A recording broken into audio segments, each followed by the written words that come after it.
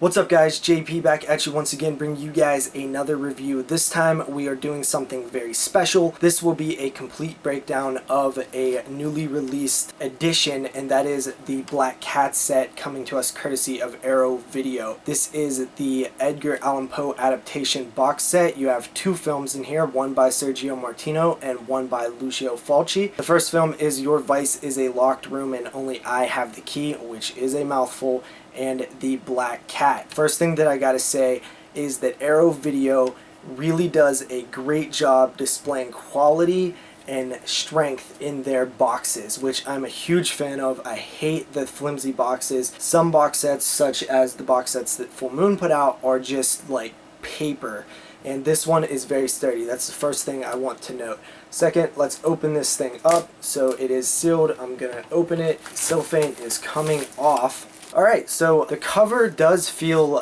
very smooth. I like the material that they used for the box. So it has both of the films in there in their own cases. Let's take those out. The film by Sergio Martino first, a thick Arrow case, exactly what you would expect. On the inside there is a little note card in here, as well as the two discs. Does look to be like there is some reversible cover art that you can flip around, which is really cool. I love reversible cover art. I'm always a fan of that. And then the second case here, we have the Black Cat from Lucio Fulci. This one is also a two-discer, which is actually cracked, which is totally not Arrow's fault. Totally not a good thing though. This is actually very upsetting to me right now. I'm going to try to keep my composure and not just go in full-blown rage mode. So we have the Black Cat here, and it is also a two-discer with reversible cover art. You can see right there, and I am quite disappointed that my case is cracked. As you can see, this is going to be an annoyance. And unfortunately, the bad thing about Arrow is that you can't buy these thick of cases, so I'm kind of effed. Yeah, disappointing, but I can't really use that as a negative against Arrow.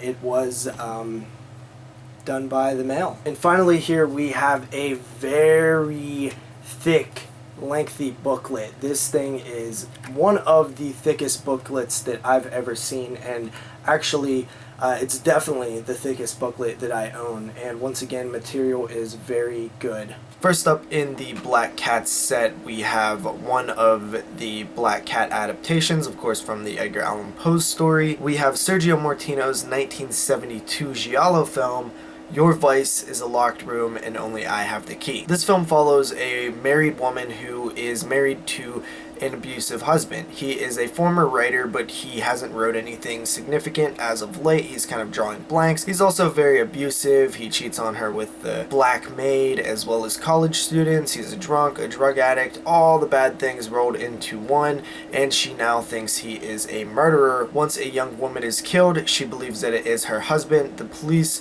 do a little investigation, and then we're introduced to the husband's niece. Now, the husband's niece comes in, is very manipulative on both sides of the fence, both with her uncle and with the uncle's wife. She begins relationships, very sexual relationships, with both of the characters. Both sides are seemingly plotting revenge against one another. All the while you have a mysterious black house cat that is roaming through the house and seems to pop up during very specific times. First of all, I gotta say, I really like this film. I don't have many problems with it. I do feel that the introduction of the niece character was not properly introduced. It took me a while to even realize who she was. They don't specifically say, and I did find that a little bit problematic because she's such an important part of the story. I feel that the character's psyche is really well done. The wife is obviously distraught and destroyed mentally, and you can just tell that she is very vulnerable. She is just abused to the point where she can't take it anymore. I would have almost liked them to go in a little bit further into the husband's problems with alcohol and drugs. They kind of just touch on it briefly. It would have helped develop his just mean personality.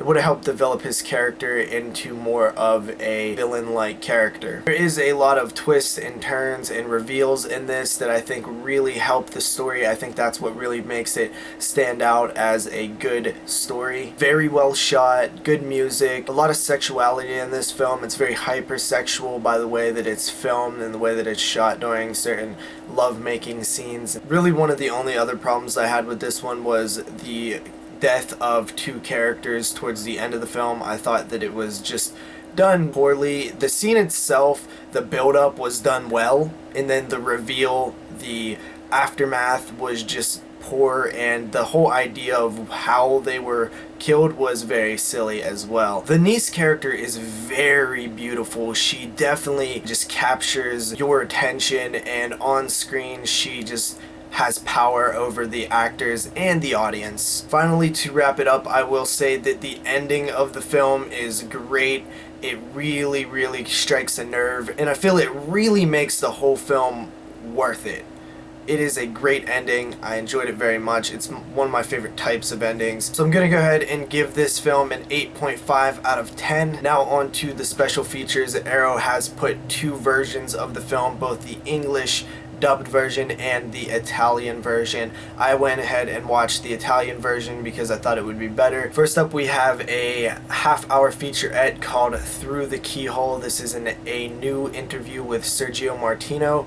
This is a really good interview. He really talks about his career and he talks about the film itself, but not specifics. He mainly talks about the production, casting the actors, what he pulled from the actors, his experience with the actors, experience with the writer, all of that. He doesn't really touch much on the film itself, and I was a little disappointed in that because I felt like there was a lot to kind of learn about the actual film. Then we have Unveiling Device, a making of retrospect featuring interviews from Sergio Martino, Idwidge Fenech, and Ernesto Gastaldi. This one runs about 24 minutes, and it really is just a making of retrospect. They kind of talk about the early goings of the films, putting it together, then they talk about the production a little bit. This one wasn't my favorite, but it's sort of alludes to the same things that was in the previous special feature with Sergio Martino. It was nice to hear about the film from a few others' point of view though. Next up we have Dolls of Flesh and Blood. This was a sort of retrospect on the giallo genre, including a lot of Sergio Martino films.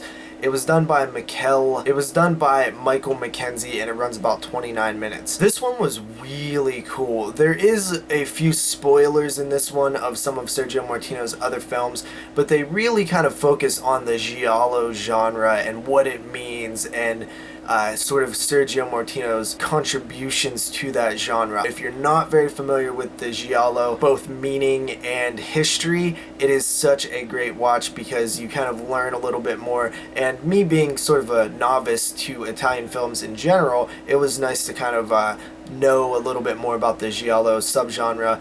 And I did know a little bit, but you know, this kind of even got me more interested. Next up we have The Strange Vice of Miss Fenech, and this is hosted by a film historian. It runs about 30 minutes long, and it is a featurette sort of documentary on the career of Idwidge Fenech, who played the niece in Your Vice is a Locked Room and Only I Have the Key. Now this is really cool. I love the idea behind this. They just took one of the actors in the film and kind of chronicled their whole career, and it's done by a film historian, and he really just goes through her early days to a lot of her later stuff and eventually the end of her career, and you know, her sort of cameo in Hostel Part 2. It really talks about, you know, her sexuality on film, how she did a lot of nude stuff. It takes her through sort of her dark horror film, giallo type films, and then onto her sort of like sexualized comedies later on in her career. Really cool stuff. Lots of nudity, shows